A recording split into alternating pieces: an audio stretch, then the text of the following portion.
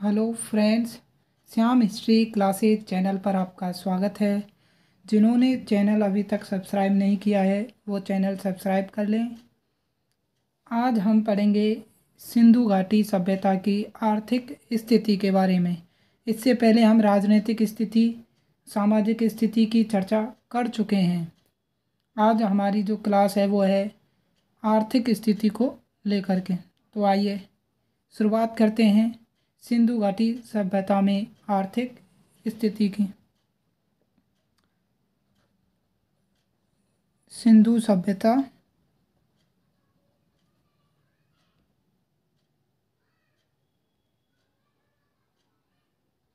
की आर्थिक स्थिति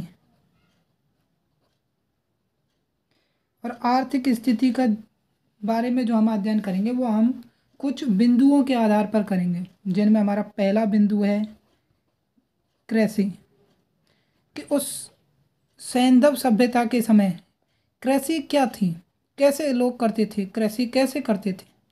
सैंधव सभ्यता के लोग क्या कृषि करते थे या नहीं करते थे, और करते थे तो क्या क्या उगाते थे। इन सब चीज़ों के बारे में हम चर्चा करेंगे। तो कृषि की बात करें तो हमें पता है कि सैंधव सभ्यता के जो लोग थे, सैंधव सभ्यता के लोग कृषि करते थे, कृषि करते थे। ठीक है, पहली चीज़ तो ये। इसके साथ हम ये भी बात करते हैं कि कृषि में ये कौन सी 9 फसलें उगाते थे, 9 फसलें उगाते थे। अब ये 9 फसलें कौन कौन सी हैं, जैसे गेहूँ, जौ, कपास, चावल, सरसों, तिल, राई, मटर और खरबूज या खरबूजा। तो ये 9 फसलें उगाते थे। और इन 2 फसलें जो हैं गेहूँ और जौ, ये उनकी खाद्य फसल थी, तो खाद्यान्न फसल। कपास जो थी ये इनकी प्रमुख फसल थी। तो पहली चीज कि इनकी प्रमुख फसल कौन सी थी, तो प्रमुख फसल थी कपास। और खाद्यान्न फसल, खाने वाली फसल कौन सी थी, गेहूँ और जौ। ये इस खाने के लिए गेहूँ और जौ का इस्तेमाल करते थे। आगे हम बात करते हैं सिंधु सभ्यता की फसलों में, कृषि में आगे। तो जैसा कि हमने कपास के बारे में पढ़ा, तो कपास उगाने का जो श्रेय है, उगाने का श्रेय, यह श्रेय सैंधव सभ्यता के निवासियों को जाता है, तो सिंधु वासियों को जाता है इसका श्रेय। हमने जो ये कपास उगाने की विद्या सीखी है, ये किससे सीखी है, सिंधु वासियों से। यूनानी जो थे, यूनानी, ये कपास को क्या बोलते हैं, सिंडन। क्या बोलते हैं, सिंडन। यूनानी कपास को सिंडन बोलते थे।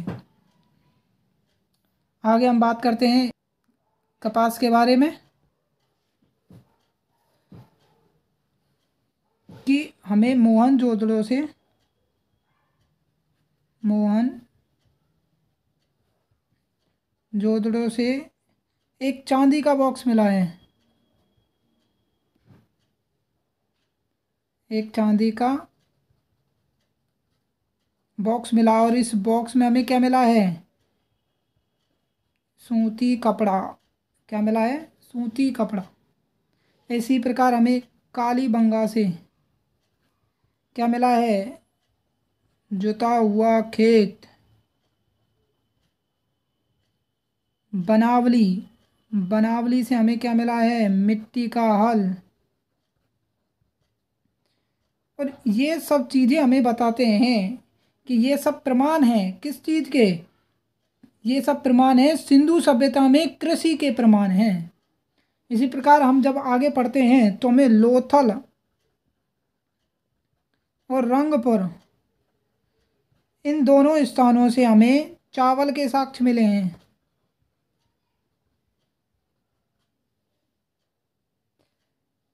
हड़प्पा और मोहनजोदड़ो से हमें अन्नागार मिले हैं। हड़प्पा और मोहनजोदड़ो, इन दोनों स्थानों से हमें क्या मिले हैं? अन्नागार। इन दोनों स्थानों से हमें अन्नागार मिले हैं। और यदि हम बात करें यहाँ सिंचाई की, सिंचाई के लिए ये वर्षा पर प्लस नदियों पर निर्भर थे। वर्षा और नदियों पर ही निर्भर थे। तो यदि इसके अलावा अगर हम बात करें कृषि के सबसे प्राचीनतम प्रमाण की, तो कृषि के प्राचीन जो प्रमाण मिले हैं, प्राचीन प्रमाण कहाँ से मिले हैं? मेहरगढ़ से। कहाँ से मिले हैं? मेहरगढ़ से। और ये प्रमाण हमें लगभग 7000 ईसा पूर्व के मिले हैं। तो कृषि के प्राचीन प्रमाण हमें मेहरगढ़ से मिले हैं। मेहरगढ़ में नवपाषाण काल व प्राक हड़प्पा और विकसित हड़प्पा तीनों को दिखाता है। मेहरगढ़ जो है ये हमें नवपाषाण काल, नवपाषाण काल, प्राक हड़प्पा काल और इसके साथ में विकसित हड़प्पा काल, इन तीनों के बारे में हमें बताता है। इन तीनों के प्रमाण देता है, नवपाषाण काल का, प्राक हड़प्पा का और विकसित हड़प्पा का। मेहरगढ़ जो है यहाँ से हमें कृषि के प्राचीन प्रमाण मिलते हैं जो 7000 ईसा पूर्व के थे। अब इसके साथ हमें केवल एक स्थान के बारे में और पढ़ना, वो स्थान क्या है? सोर्तगोई। सोर्तगई जो है यहाँ से हमें नहर के प्रमाण मिलते हैं। नहर के प्रमाण मिलते हैं सोर्तगई से। और यहाँ से हमें ऐसा बताते हैं कि जो ये नहर थी ये किस नदी से? तो कोकचा, कोकचा नदी से यह नहर निकाली गई थी। सोर्तगई से ही हमें फ्लैक्स बीजों से जुता हुआ खेत मिला है।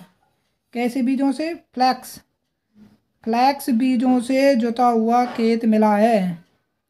बीजों से जुता हुआ खेत मिला है। ठीक है। और ऐसा कहा जाता कि यह स्थान जो था यह खेती के लिए उपयुक्त नहीं था। सोर्तगई जो है यह खेती के लिए उपयुक्त स्थान नहीं था। खेती के लिए उपयुक्त स्थान नहीं था।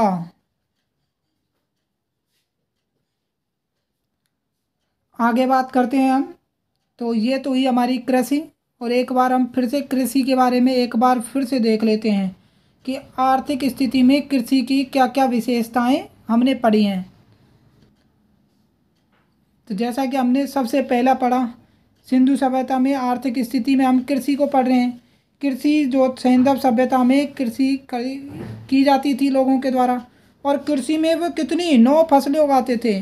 कितनी? 9। और 9 फसलें कौन कौन सी है? गेहूँ, जौ, कपास, चावल, सरसों, तिल, राई, मटर और खरबूज। और इन 9 फसलों में गेहूँ और जौ जो थी ये खाद्यान्न फसलें थी उनकी। और उनकी प्रमुख फसल क्या थी? कपास।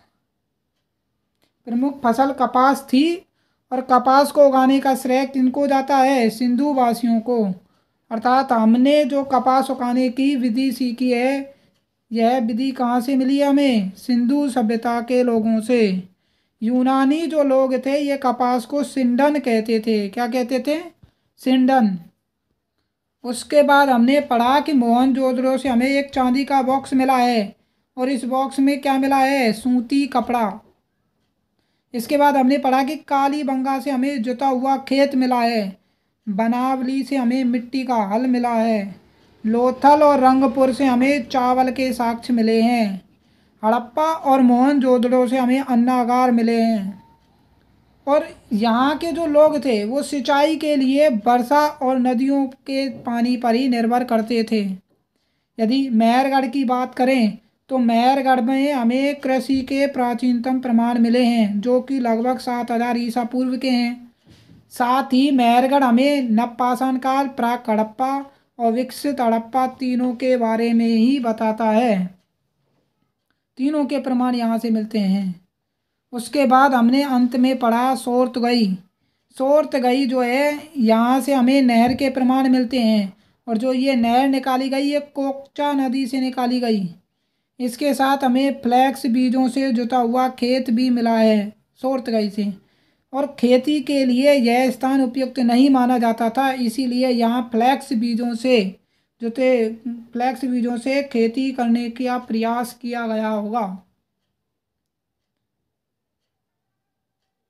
ठीक है, आगे हम पढ़ते हैं। तो ये तो हुआ हमारा पहला पॉइंट, कृषि। अब हम अगले बिंदु की ओर चलते हैं, और दूसरा बिंदु जो है वो है हमारा पशुपालन। तो अब हम किसके बारे में पढ़ेंगे? पशुपालन के बारे में, कि उस समय पशुपालन कैसा होता होगा, पशुपालन को लेकर के क्या बात थी। तो सिंधुवासी क्या पशुपालन करते थे? तो हम बता दें आपको कि सिंधुवासी जो थे, सिंधुवासी भेड़, बकरी, गाय और बैल इनको पालते थे। और सबसे ज़्यादा जो पालते थे तो बैल, बैल का वो अत्यधिक महत्व मानते हैं, अत्यधिक महत्व। अब बैल का अत्यधिक महत्व क्यों था? क्यों? क्योंकि हमने पढ़े ना कि कुबड़ वाले बैल, इधर देखें, कुबड़ वाले जो बैल थे, कुबड़ बैल, कुबड़ बैल जो थे इनका मोहरों पर सर्वाधिक चित्रण मिला है ना, मोहरों पर सर्वाधिक चित्रण है इनका। तो चित्रण की यदि बात करें मोहरों पर, तो वो सबसे ज़्यादा कुबड़ वाले बैलों का मिला है। यहाँ पर हमें कुत्ते और बिल्ली के भी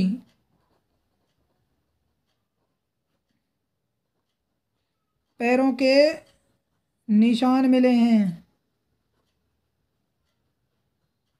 तो कुत्ते और बिल्ली भी थे, इसका प्रमाण मिल गया है। गुजरात के जो लोग थे, गुजरात के जो लोग थे, ये लोग, अब गुजरात में कौन थे? तो लोथल के, तो लोथल के जो लोग थे वो चावल की खेती करते थे। हमने अभी पढ़ा ना, लोथल से चावल के प्रमाण मिले हैं। तो ये चावल के तो करते ही थे, और इनके साथ में ये क्या करते थे, हाथी भी पालते थे। हाथी भी पालते थे, चावल की खेती करते और हाथी पालते। और हाथ, इसके साथ में यदि हम बात करें भार, तो भार ढोने के लिए किसका? गधे और ऊंट का प्रयोग किया जाता था। भार ढोने के लिए गधे और ऊंट का प्रयोग किया जाता था। लेकिन इम्पोर्टेंट चीज़ है कि एक भी मुद्रा पर ऊंट का अंकन नहीं है, अंकन नहीं मिला है। इम्पोर्टेंट चीज़ है कि एक भी मुद्रा पर हमें ऊंट का अंकन नहीं मिला है। तो जाहिर है कि ऊंट के, फिर हमें कैसे ये बात कही गई कि ऊंट का प्रयोग होता होगा भार ढोने के लिए? तो इसके लिए हम आपको बता दें, 2 सेकंड रुके। हाँ, तो इसके लिए बताएं कि हड़प्पा, मोहनजोदड़ो, कालीबंगा और सुरकोटड़ा,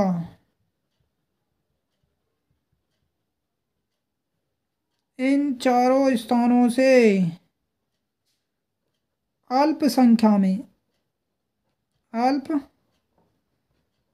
में हमें क्या मिली हैं? ऊंट की हड्डियां मिली हैं।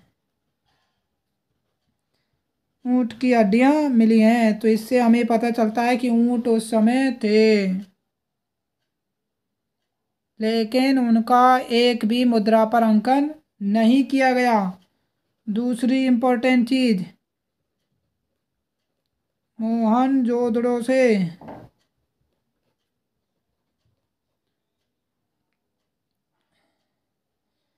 पूरा ऊंट दफनाया जा मिला है, पूरा ऊंट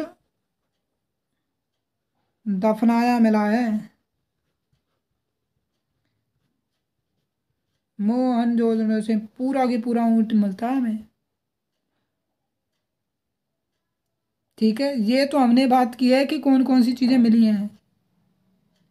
अब बात करते हैं कि उस चीज की जो इस सभ्यता में नहीं मिली और सबसे ज्यादा पूछा जाता है, और वो चीज है अश्व। सिंधु सिंधु सभ्यता में अश्व, घोड़े के प्रमाण नहीं मिलते हैं।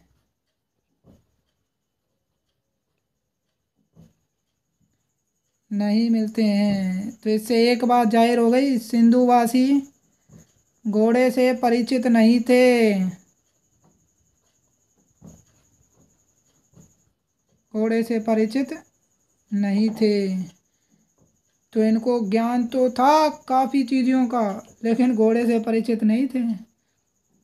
अब यदि हम बात करें नौशारों, बनावली और मोहनजोदड़ो, यदि बात करें इन स्थानों की, तो यहाँ से हमें घोड़े की मृण मूर्तियां मिली हैं।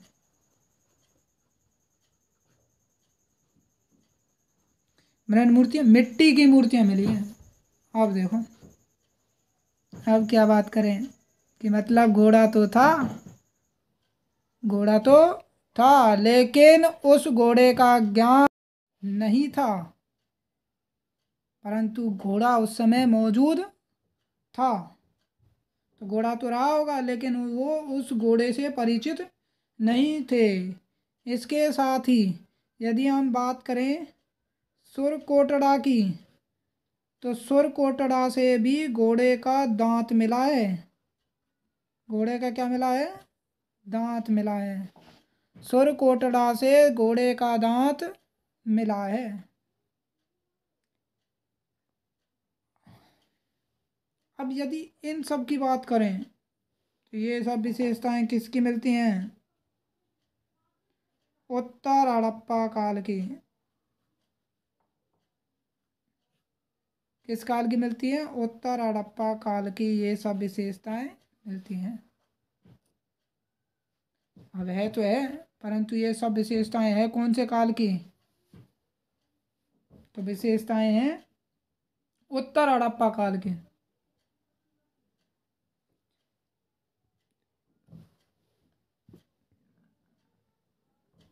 अगले पॉइंट की बात करते हैं। आगे हम जब बात करते हैं तो हम बात करते हैं उद्योग धंधे की। तो ये उद्योग धंधा क्या था इनका? और उद्योग धंधा की यदि हम बात करते हैं, तो उद्योग धंधा में हम क्या बात करेंगे कि सिंधुवासी जो थे, इनको धातुओं का ज्ञान था। धातु का ज्ञान था। और हमने देखा कि आदि ऐतिहासिक काल की जितनी सभ्यताएं थीं, वो सब सभ्यताएं ताम्रकांस्य युगीन कहलाती हैं।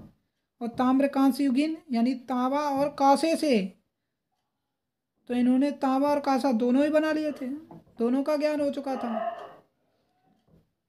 तो यदि बात करें सर्वप्रथम, तो सर्वप्रथम मिस्र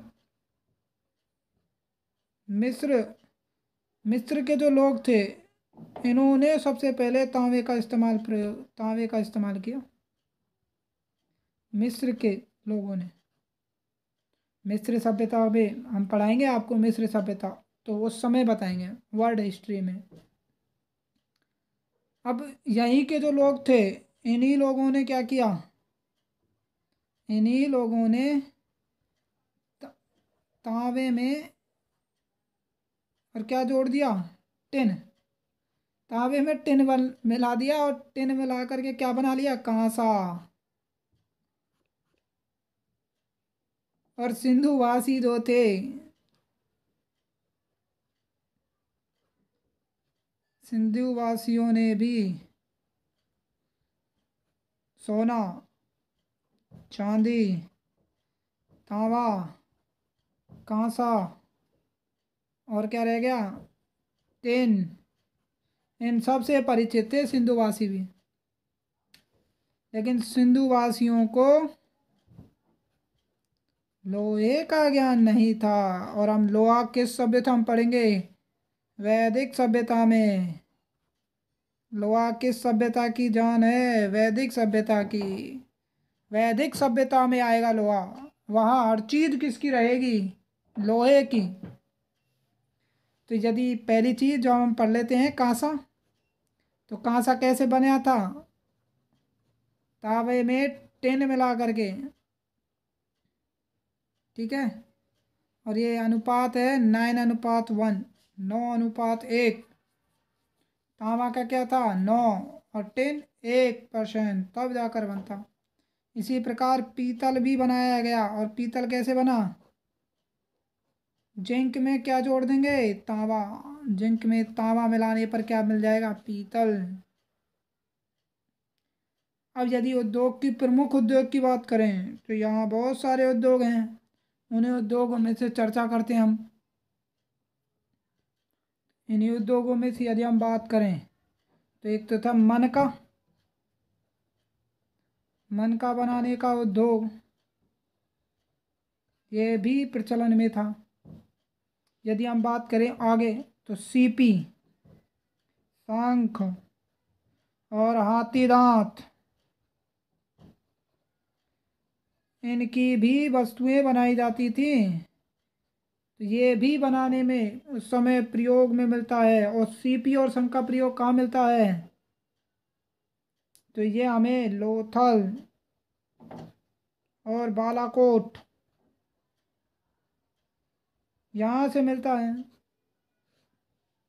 सिंधु सभ्यता के जो लोग थे, ईंट, मृदभांड, वस्त्र उद्योग, इन सब का भी प्रयोग करते थे। और जो मृदभांड जो मिले हैं, ये मृदभांड कैसे थे, मृदभांड कैसे थे, चमकीले और चिकने, चमकीले और चिकने मृदभांड थे। यहाँ कच्ची पक्की ईंटें बनाते थे, कताई बुनाई का काम होता था। तो ये आप नॉर्मली आप याद रखें, कच्ची पक्की ईंटें बनाते थे। उसके अलावा बुनाई, कताई, ये भी कार्य होता था, ठीक है। अब जैसे हम बात करें मन का बनाने का जो उद्योग था, ये कहाँ का था, तो ये चनूदड़ों का था। चनूदड़ो कहाँ है, पाकिस्तान। इसके साथ ही चनूदड़ों से ही हमें एक चीज़ और मिलेगी, चनूदड़ों से सेल खड़ी और बांट, ये उद्योग भी होता था। इनका भी उद्योग चनूदड़ों से ही मिलता है। अब यदि हम बात करें सेंधव सभ्यता के जो लोग थे, सेंधव निवासी जो थे, ये बांट बनाते हैं। और बांट मैंने बताया था आपको चार्ट पत्थर से बनाते। कौन से पत्थर से, चार्ट पत्थर से। चार्ट पत्थर से क्या बनाया इन्होंने, बांट। और जो बांट थे ये सर्वाधिक किस आकार के मिले हैं, घनाकार के, घनाकार बांट थे ये। और इसके साथ ही सेल खड़ी, सेल खड़ी पत्थर का उपयोग किस में करेंगे, सेल खड़ी पत्थर का उपयोग किस में हुआ? मोहर में। किस में हुआ? मोहर बनाने में। और ये मोहरें कैसी थी? दो ही प्रकार की थी, आयताकार और वर्गाकार। अब मेरा क्वेश्चन है आपसे कि आयताकार मोहरों पर क्या कौन सी लिपि अंकित होती थी, और वर्गाकार पर लिपि के साथ और भी कुछ अंकित होता था क्या?